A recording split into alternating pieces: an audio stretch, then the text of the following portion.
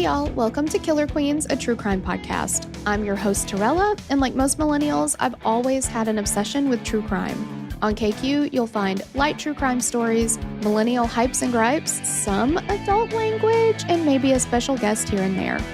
Just like a 90s sleepover, we're just a couple BFFs hanging out, so gather round and let's launch right into it.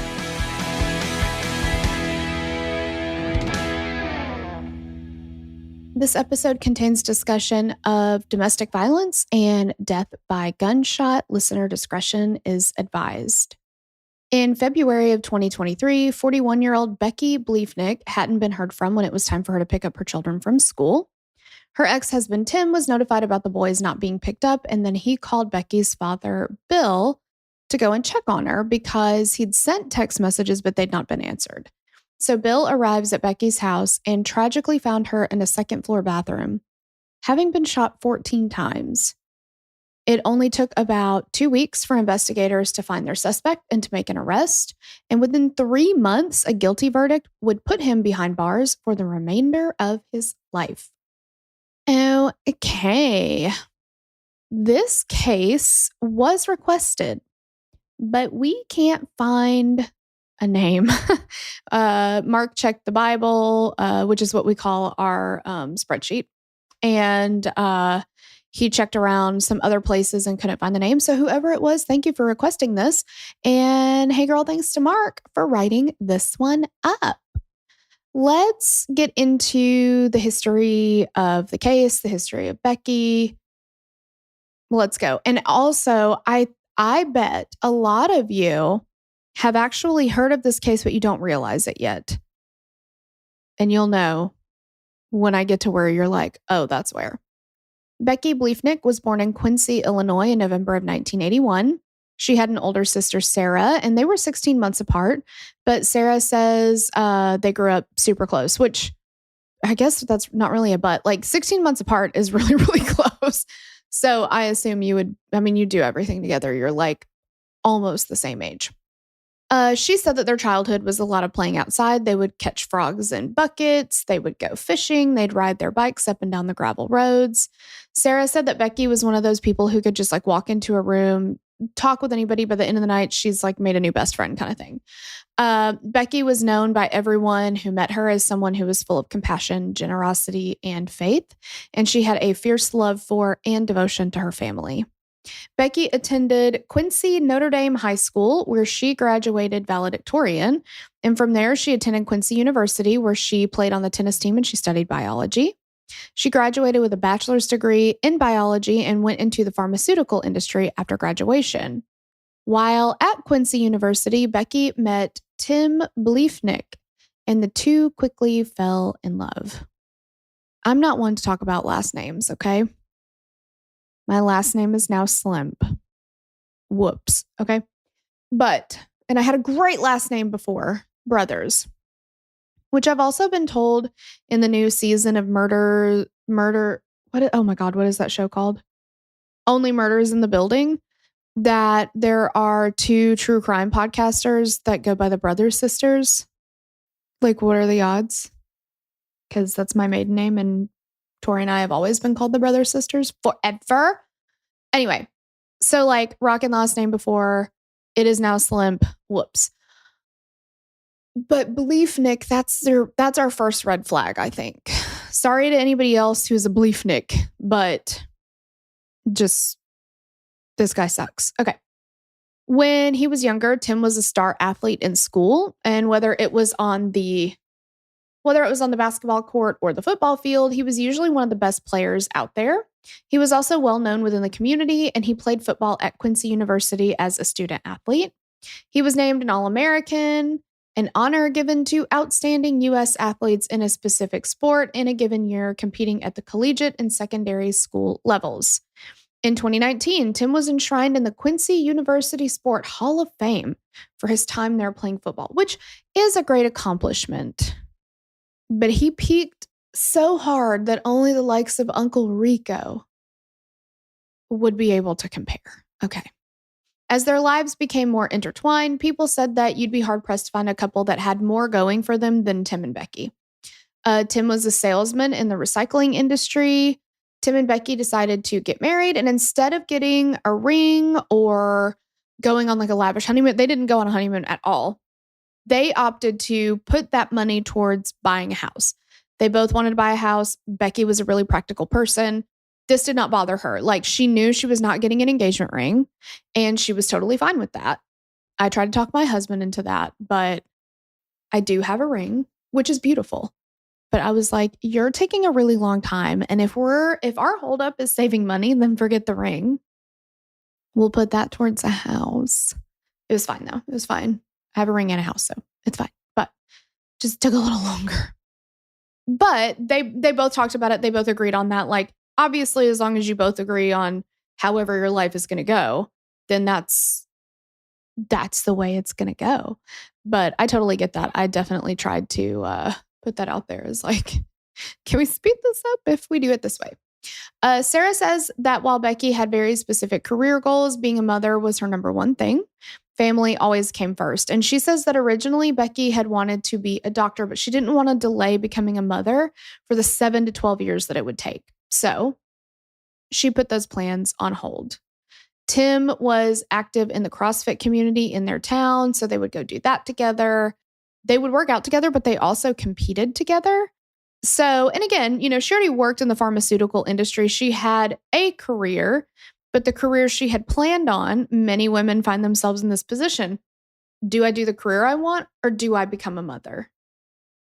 A lot of women have to make that choice. And then even more women after that have to make the choice of, do I want to continue a career, or am I going to stay home with the kids because daycare is expensive as fuck? And now groceries? Are you kidding me? Do y'all remember the days? Let me tell you something. I was in the grocery store last week, and this is a mini rant, but like, my God. Do y'all know suddenly pasta salad? I survived almost exclusively on suddenly pasta salad between the years of like 2008 and 2009.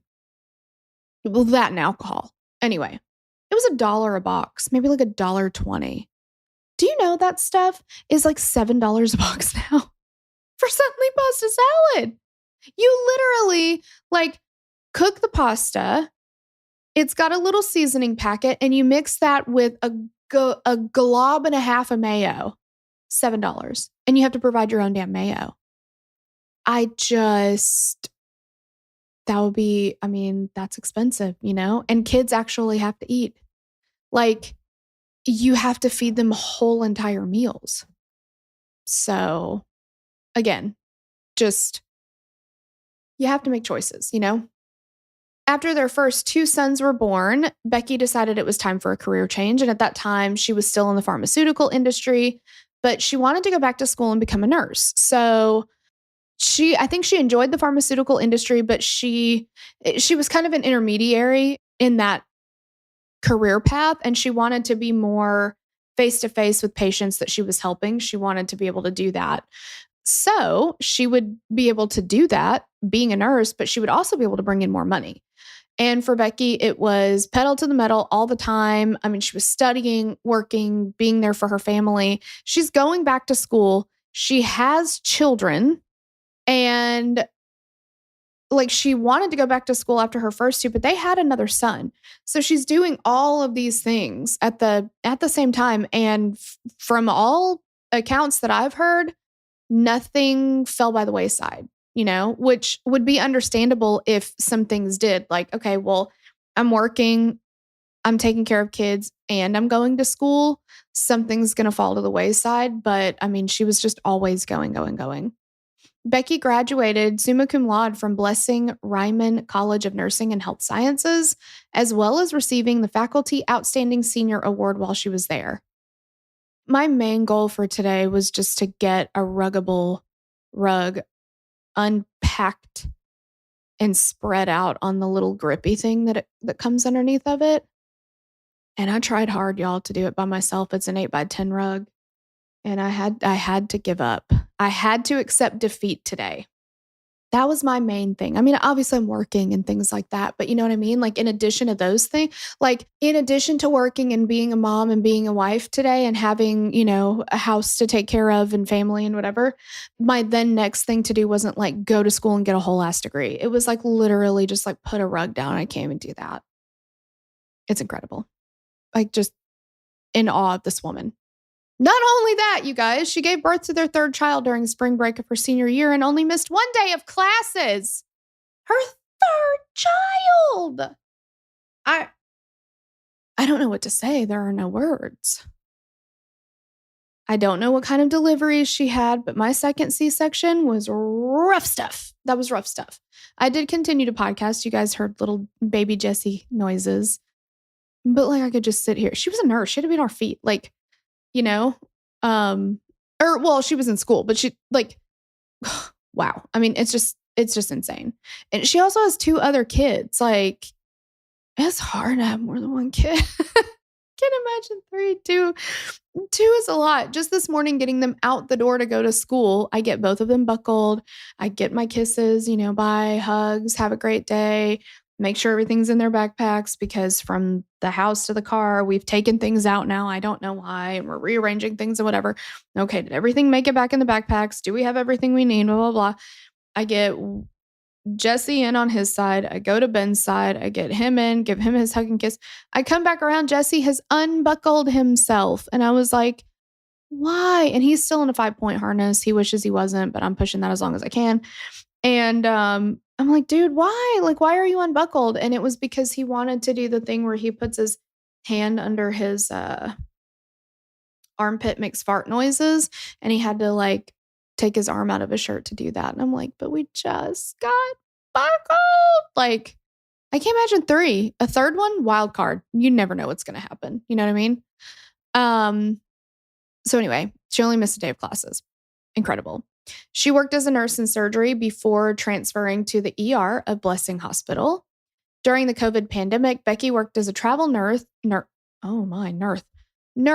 at both Northeast Regional Medical Center in Kirksville, Missouri, and Hannibal Regional Hospital in Hannibal, Missouri. That was my Everest. Oh my gosh. Beyond her registered nurse credentials, she was also a certified trauma nurse specialist and a sexual assault nurse examiner.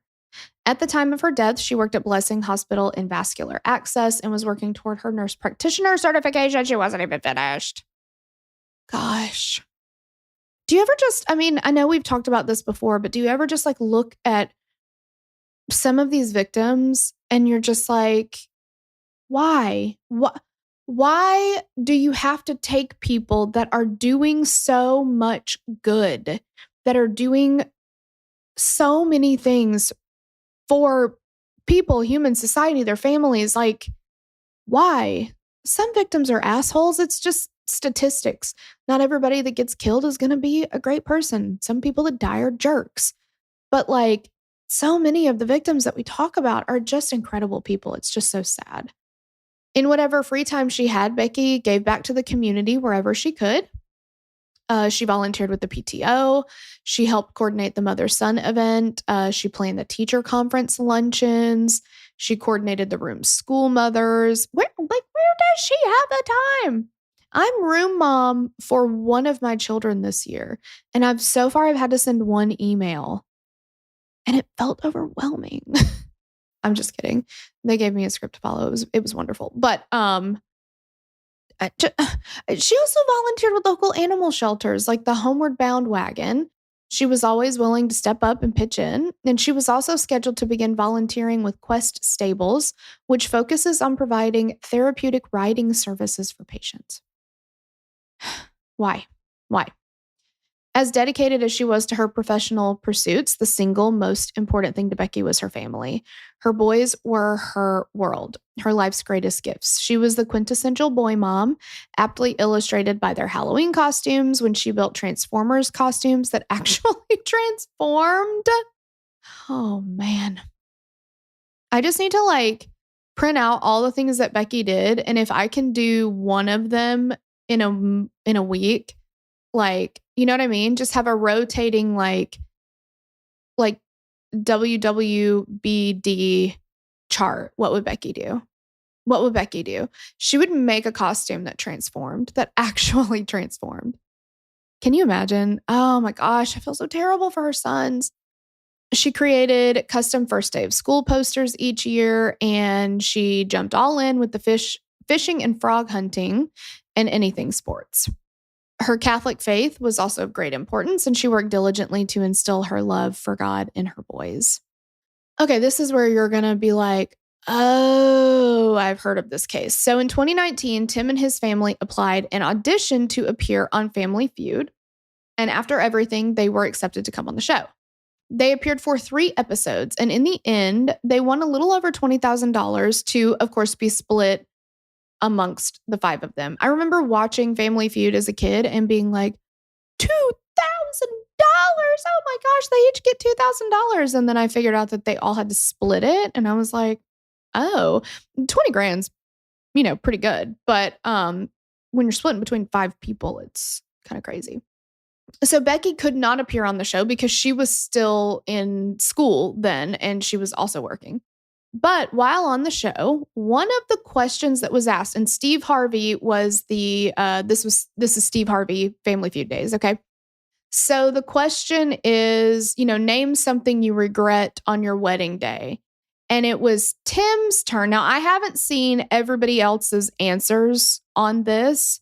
And to be fair, I will be fair, his answer was number 2 on the board. Because, they have the board of like, so your answer is either you get a big X and it's not on the board.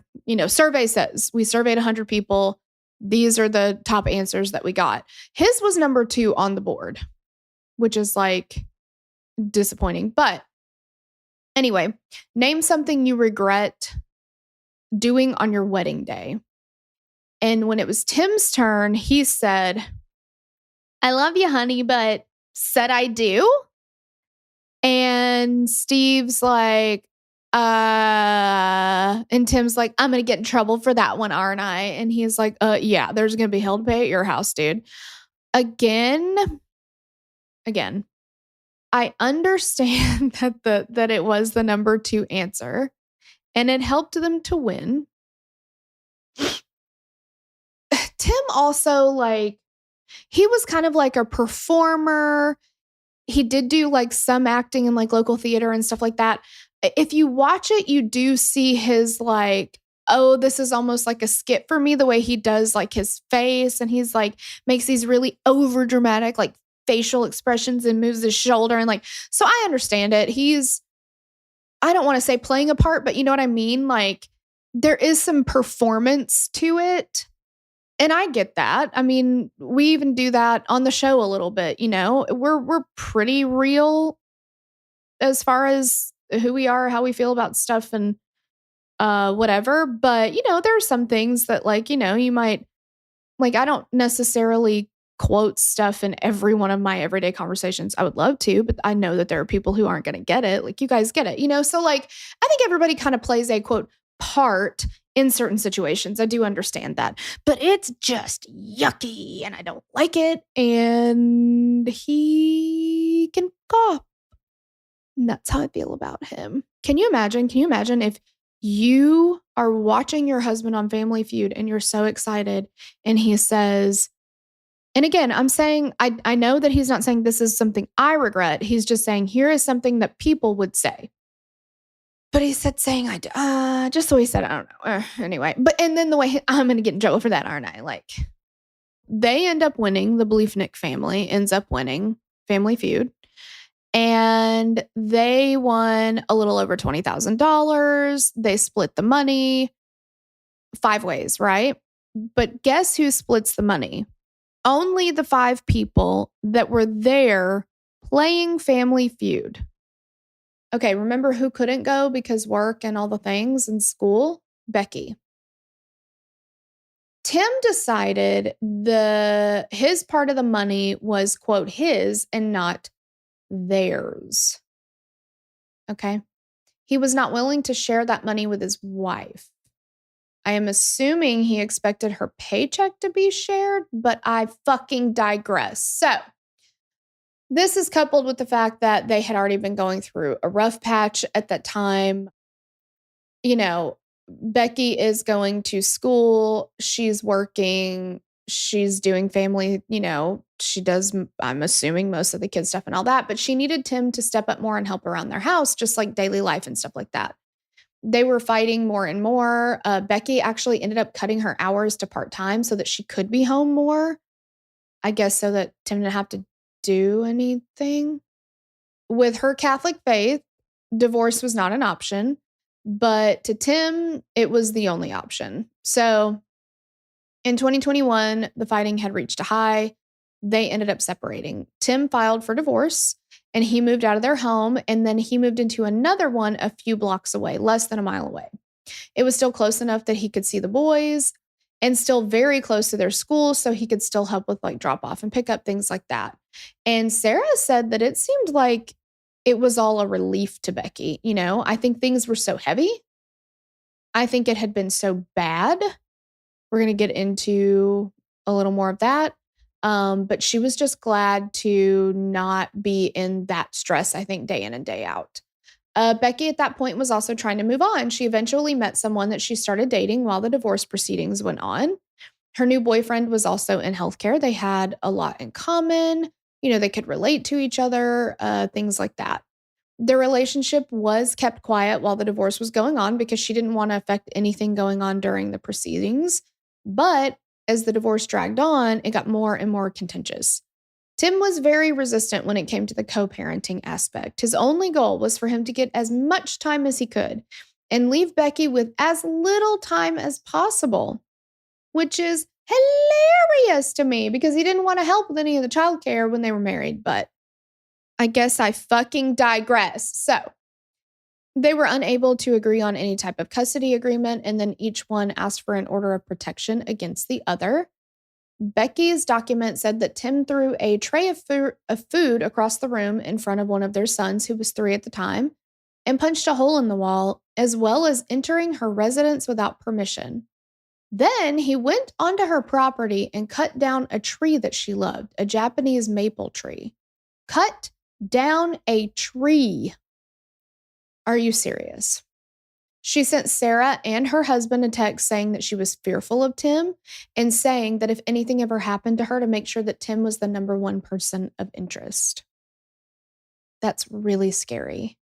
She continued to say that she was putting it in writing because she was fearful that he would harm her or come after her or do something that would get the kids taken from her or do something that would take her away from the kids.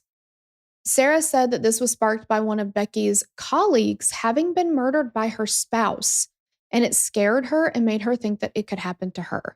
Now, that is really, really scary.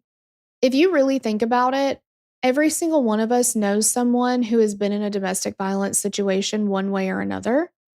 Obviously, not every single person has had it happen to them, but I think every person knows somebody who's been through it. But I don't know anybody who's ever been murdered by their spouse. Becky did. That's really scary. In Tim's request for an order of protection, he said Becky was like harassing him because she made a scene at a parent-teacher conference and became, quote, combative with him. She chased after him to get a document and followed him to his car and then pounded on the door as he tried to leave. A judge denied both requests due to a lack of evidence and no physical threats. A lawyer said that when orders of protection were given during divorces, especially bitter divorces like that one, that Becky and Tim are going through, what ends up happening is it limits the right of the parent, because you can get an order of protection against your spouse for yourself, but then that means it's going to affect the kids, right? The kids aren't going to be able to see that parent, or they're not going to be able to get them the way that they normally would, stuff like that. They are very, very reluctant to give them out in cases without a lot of evidence so as not to restrict the rights of parents. But they were ordered to not have contact other than what was necessary to facilitate the drop-off and pickup of the children. He had also ordered Tim, the judge, to return a 9mm handgun that Becky had given him as a gift. She wanted it back because it was registered in her name. She had given it to him when they were married. Tim never ended up returning it, though. He was supposed to return it, and on the day he was supposed to return it, he called the police department and said, I'm supposed to give this back to her, because they had to coordinate that with the police department, him giving her a gun, right? And he said, I don't want that crazy bitch to have this. She scares me and blah, blah, blah. And then it just like never happened. And I don't understand why the police didn't follow back up on that. Or like, I don't know. That is something that I can't really find information for, because guess what she was murdered with? But anyway, he said he didn't even have the gun anymore and he hadn't seen it in a couple of years. So it's gone. Don't worry about it. So this brings us to a February day in 2023. The kids were staying at Tim's house and he took them to school. Becky was supposed to pick them up after school that day, but she never ended up showing up. And instantly alarm bells started going off for all of Becky's family and friends. They said that her not picking the boys up from school was something that just would not happen, unacceptable, absolutely, never going to happen, right? Sarah said that she instantly felt like something was really, really wrong. Tim had been texting Becky throughout the day, but had not gotten any replies from her. I wonder why. When he realized that Becky had not picked up the boys, however, his story to the police was, I didn't know, or I realized that Becky hadn't picked them up, but we'll get to that. That's not actually what happened. He knew before she didn't pick him up that she wasn't going to pick him up. Anyway, and he showed that. But when he realized they didn't pick him up, he calls Becky's father and says, hey, Bill, do you know where Becky is? And he says, no. And he's like, well, I've been texting her. I can't get a hold of her. Can you go check on her? Bill goes to Becky's house and he goes in. The door is open. As he walked through the house to the second floor, he found Becky's body in an upstairs bathroom. She'd been shot 14 times. A 15th shot was fired, but it did not strike her. Becky had been struck in the hands, arms, and chest. A bullet passed through one of her lungs and another through her spine, which paralyzed her. Upon examining her body, the medical examiner said that it is likely that Becky did not die immediately. She likely survived for a few minutes, and she was left there on the bathroom floor to bleed out and die alone. The police went into, all hands on deck kind of a situation. A violent crime like this was not something that happened in Quincy, a place that all the residents would say is one of the safest places in the country. Unless you have men that live in your safe place that have been slighted or rejected or not get their way. Not saying only men commit crimes, but yikes. Just like temper tantrum city over here. You know what I'm saying? Like, grow up, man. As the police go over the crime scene, they find shell casings from all of the shots and pieces of plastic strewn about the floor where Becky was found. Outside, they found a chair that looked like it had been moved to allow someone to access the second story, where they used something to pry one of the windows open, and they could see obvious signs of forced entry on the window That window led to one of the boys' rooms, where they ended up finding a footprint on the carpet. Or like a boot print, a shoe print. Outside of that room, Becky's bedroom is just a short walk down the hall. As they inspected it, it became clear that Becky saw the person and she ran. She tried to close the door, but it was kicked in. They found Becky's cell phone behind that door against the wall, and from her phone, they could see that she had attempted to call 911, but she misdialed. And on the episode that I watched called, it's a limited series called Bad Romance, which I can only think of Lady Gaga, rah, rah, mama, I want your bad romance. Yes, it was called Bad Romance. Anyway, on that episode, they showed kind of like the reenactment of her calling 911, and she dialed, if this is true, 911 and then 26. And I guess tried to call and it said you can't, your call can't be completed as dialed. Like, are there any other numbers in the United States that start with 911? I don't know. Is there a thing that we could get on the phones where, like, if you do that, 911 something, can it just go to 911 just in case? I don't know. I don't know how that would work, but I'm just wondering. There are no other numbers that begin with 911, right? Because that would be that would overload the emergency systems. Anyway, it's just really sad. She tried to call, but it didn't go through. And that call was placed at 1:10 a.m. Investigators talked with Becky's new boyfriend, who was completely cooperative. They knew that a 9mm gun was used, and he told them he had no access to one. No records indicated that he had any guns registered to his name, certainly not a 9mm or anything like that. They downloaded a copy of the contents of Becky's phone, and he was one of the last people to talk with Becky via text. Their exchange was just the basics of how was your day? What are you doing tonight? How are you? That kind of stuff. After speaking with him and going through Becky's phone, they ended up eliminating him as a suspect. At that point, Tim became their focus, not in any small part due to the text messages she had sent her sister and brother-in-law previously, and it also struck them as odd that something like this had happened just a week before their divorce proceedings were set to go to trial. So, if you read any articles about this, they will call Becky his estranged wife. And, again, they're separated. They've been separated for a long time. The order of protection that she tried to get was like 18 months before this happened. So they had been separated quite a long time and going through the divorce proceedings, but it was finally about to be over in a week. With no witnesses, the Quincy PD went to neighbors to see if anybody had security cameras and footage. The town's bus depot for the school buses was nearby, so they went there because they knew that they had security cameras. They pulled the footage, and in the footage, you can see someone riding a bike past towards where Becky's house was.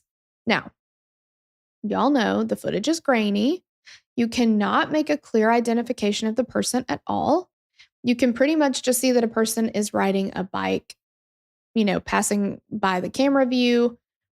But you can tell that the bike does not have reflectors on the wheels, front or back. There are no reflectors.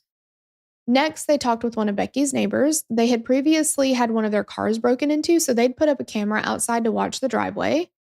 It's a camera that doesn't record all the time, just when it senses movement. The night of Becky's murder, the camera didn't capture anything in the driveway, but the night before, it did capture a man walking up the driveway in a hoodie toward the back of Becky's house. And then about 48 minutes later, that person is seen again walking back toward the road. Now, Tim Bliefnick's defense attorney wants you to believe that you can't even tell if that's a man or a woman. Yeah, you can. It's a man. About a week before this, the camera had captured something similar on Valentine's Day. The neighbor saw the notification from the camera that when that incident occurred, and she texted Becky to tell her that they had just seen someone on the camera in the driveway. And Becky ended up not responding until the next day when she told her neighbor that she didn't see anything, but she thought she had heard a voice or voices in the backyard, and her motion light had turned on at one point. They went over the footage of the man on the bike and the footage from the driveway, and they made a correlation to the times. Every time they would see someone in the driveway footage, they could go to the corresponding dates footage from the bus depot and see the person riding the bike a few minutes before. The night that Becky was murdered, there was no footage of anyone in the driveway. There was footage of the bike rider riding toward Becky's house before the time of the murder and then in the opposite direction after. Also, this wasn't a part of town where people just rode bikes in, especially in February when it's like freezing cold outside. A few days into the investigation, a bike was found about a half block from Tim's house, and it had no reflectors on the wheels. A search warrant was obtained for Tim's house and car, and he watched as they looked through everything. On March 13th, 2 weeks after Becky was murdered, Tim was arrested and charged with her murder. Tim's attorney throughout the divorce would also serve as his defense attorney.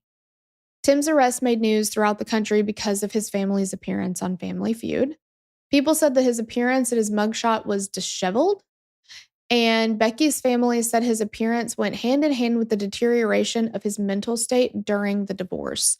And if you see the video of him on Family Feud, and then you look at his mugshot and what he looked like when he was arrested, he absolutely looks like a completely different person. He looks like somebody who might go off the grid or something, like he doesn't look well.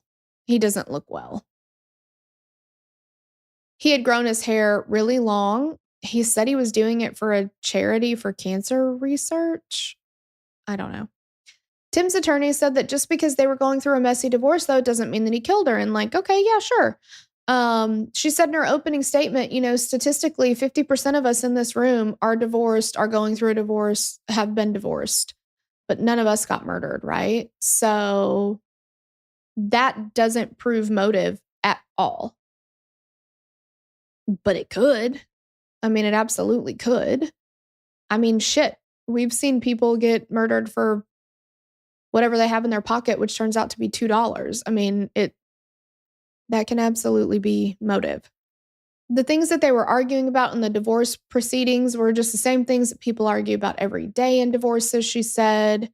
She also said that Becky's friends talking about how Becky feared Tim was a lot of, quote, girl talk.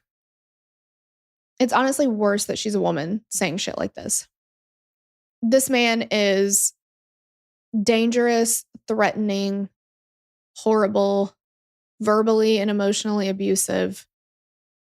And you're going to say that her telling people that she was fearing for her life because of Tim, and then she ends up murdered.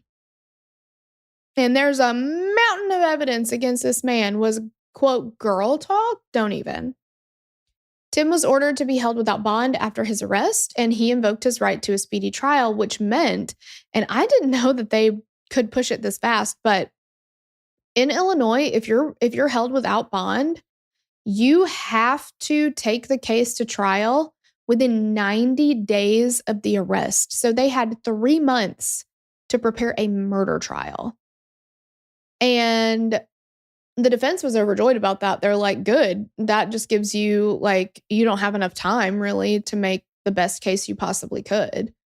That's interesting. I mean, I think that's, you think about how many people are held without bond either for a crime that they did not commit or a crime that never occurred in the first place, an accidental death and you've been charged with premeditated murder or something like that. So I think everybody should have the right to such a speedy trial, but I can see how for the state, they're like, oh shit, that's pretty quick. And they didn't have any actual DNA evidence linking him to the crime scene either. So that's hard. Juries like to see DNA evidence. They had to show the jury that they didn't have this, but they had plenty of other evidence. The trial commenced on May 23rd, 2023. That's 3 months after Becky's murder. The prosecution started to link everything that they had to Tim. So the first thing they talked about were the pieces of plastic that they'd found around Becky's body. And I thought the way that the prosecutor did this opening statement was really, really well done. Adam Lally from the Karen Reed case could take some notes. This guy told a story, but the way that he told it I thought was so interesting because he was like, obviously he says Becky Bliefnick was murdered in her home. She was shot 14 times. She was left to die. All of those things he says, but as her murderer, and he also said she looked into the eyes of her murderer, into the eyes of someone whose eyes she'd looked into many times before. And he said, this is the defendant, Tim Bliefnick. And he said, but he, pedaled home on his little bike thinking he'd committed the perfect crime, but he had not. He had made mistakes. And then he goes through their evidence one by one, like their big points of evidence. But he says his first mistake was, the next mistake he made was, so he brings them in and ties them all together like that. I thought it was really, really well done. It was engaging. I watched the whole thing. I kind of went in and out of paying attention to the defense's opening statement. She was more clinical with it. Like, okay, well, they said this, but they really don't have evidence of that. And they said this, but it wasn't as engaging. And honestly, the evidence they had against him was pretty hard to overcome.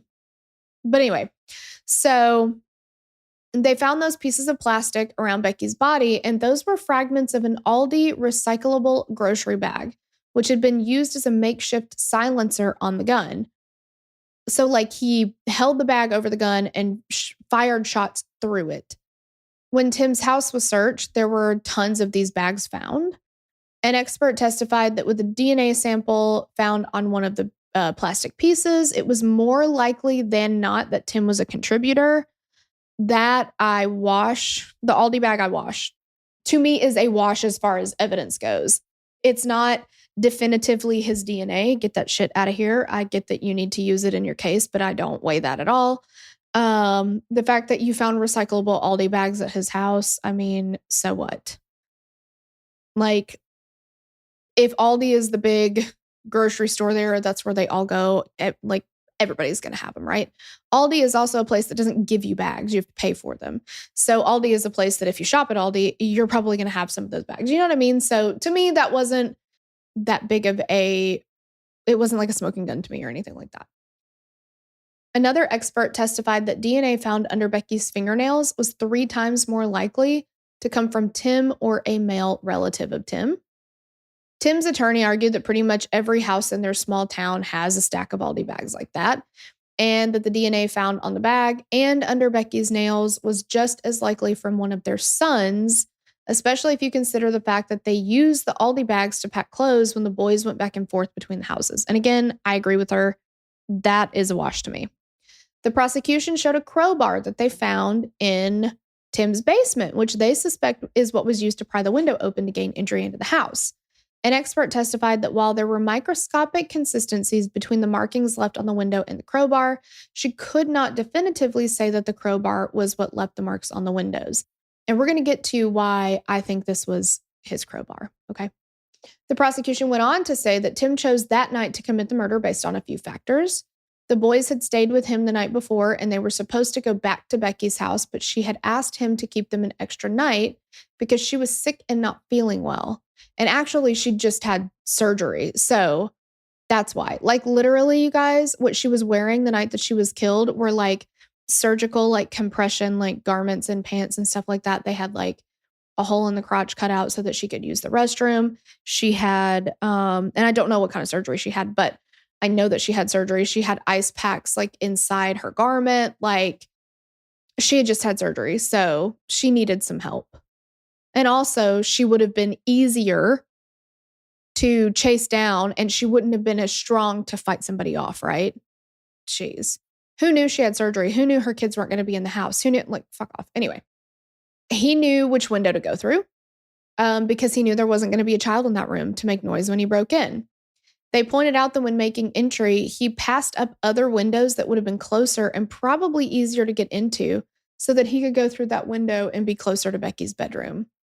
The prosecution said that Becky was killed before the divorce trial because she was going to ask in the courts that Tim's father not be allowed to be alone around the children because of a history of abuse against minor children years earlier. Tim's father vehemently denies these claims and points out that he's never been charged with any crimes stemming from these allegations. Tim's attorney said that those allegations were already in court proceedings previously and were a matter of public record, so it doesn't make sense to silence Becky over something that's already available. I kind of disagree with that because, yes, those were public record and they'd worked their way through, but now they were going to be part of this divorce proceeding, so they would be brought back up and a judge would be considering them and whether or not these children would be safe around him. Now, at this point, his father had not been alone with the children for several years. And that was actually part of her restraining order that she tried to apply for, was to have him not be able to be alone with the children. And in the divorce settlement or whatever that Tim was attempting to get, one of his points was that I get most of the custody. Becky rarely gets them. I pay no child support at all. I pay some alimony, but not a whole lot, or spousal support. And my kids get unsupervised visitation with my dad anytime that I want him to have it. Like, that was a point that he had on his list. So I do think that it does make sense that it was an important part of this proceeding. But, go off, King, whatever. You want to say it has nothing to do with that, you can say that. Some other things, though. There were some searches on Tim's phone and computer. And they read a little something like this. Can I open a window with a crowbar if I lock myself out? Can I open a door with a crowbar if I lock myself out of my house? How to make a homemade pistol silencer. Can you just wash gunpowder off your hands? One of the things that came up with the how to make a homemade gun silencer was to put the bags like that around a gun. They also talked to the person that was caught on camera in talked about the person that was caught on camera in Becky's neighbor's driveway on Valentine's Day. And they said that after that man was seen on camera, Tim made over 200 searches online for a specific license plate number and a car VIN number around 1:10 a.m. The license plate and VIN belonged to the man that Becky was dating, who happened to be staying over at her house that night. So his truck was parked in her driveway. Tim said, I knew about that relationship. I didn't care about it. And Tim's lawyer said that if she was, Tim's lawyer said that if she was going to be searching for her ex-husband's new girlfriend, she would have waited till late at night when the kids were asleep. And it was just a coincidence that the person was spotted on camera. And then minutes later, Tim was making these searches. But also, how creepy is that? Because remember the one night that the neighbors said, hey, Becky, somebody was in the driveway, just want to let you know, but she didn't message until the next day. Remember, he stayed back there for 48 minutes that one night. Y'all, I think Tim was like trying to peek in and stuff. It's not good. And then how long did he spend? Okay, I'm not a car person, but the VIN number is not just like outside of the vehicle, right? Where even is the VIN number? Obviously, you can see the license plate number anywhere. But he was trying to get a name for who this person was that she was dating, find out who this vehicle is registered to, which I would say means he doesn't know who she's dating. But anyway, as they were bringing their case to a close, the prosecution produced some spent 9mm shell casings that were taken as evidence when Tim's home was searched. And as we know, when a gun fires, it leaves a unique fingerprint on the shell casings found at the scene. On the shell casings. End of sentence. They had an expert testify that when they were compared to the shell casings found at the scene, when they compared those to the ones from Tim's house, 27 of them were fired from the same gun used to kill Becky. Now, they never found the gun, but he had the same ammo at his home because, remember, he had possession of the gun. She tried to get it back, and he lost it between then. But he still had the ammo there, and the shell casings that were left at the scene, because he didn't pick them up because he made mistakes, they matched ones that had been fired from that gun that were at his house. So, whoopsie, right? He also made a fake Facebook account under the name John Smith to buy a bicycle, a Schwinn bicycle that was the same color as the one that was used to go back and forth on all those different days. And it also had no reflectors on the front and back wheels. It was the one that they found a half block away from Tim's house. And he bought that. I mean, it's proven that it was his account. It was just a fake name, but he bought that bike. And he bought the bike, and then the next day is when all of this one person keeps going back and forth on his bike late at night to Becky's house and then going back, riding his bike to Becky's house, walking up around her house driveway, biking it back home. Come on. Also, his phone, computer, and watch thing that he had were mysteriously always turned off and not being used at all during the times that the man is seen riding the bike back and forth and during the time that Becky is murdered. And interestingly, his fitness watch, he would still wear even when he was riding back and forth to do his stalking recon. But when Becky was being murdered, it he had gotten it a year before that, and he'd worn it every day for that year. And it, maybe not a year, but whenever he bought it, he was wearing it all day, every day. it recorded everything, right? It was like always connected, always recording. And the only time in the time that he owned it that it did not record his movement was during the time that Becky was being murdered. Please. Also, the day before Becky was found, now remember at this point, he's not allowed, their kids are not allowed to be alone with his dad. He brought a Little Tykes basketball goal over to his dad's house, presumably for his children to play on, because he knew that they'd be able to go there unhindered and unsupervised. He also, when the kids were supposed to have been picked up from school by Becky, so the kids were just supposed to have not been picked up, and that's how people would know that something had happened to Becky. Well, he knew she wasn't going to pick them up because they could have walked home from school. So if Becky hadn't picked them up, the school could have let them walk home. Anyway, Tim didn't want that to happen, so he went and picked them up early from school that day. And he had them and then that's why he was like texting Becky to try to get with her to like coordinate like, okay, now you get the kids.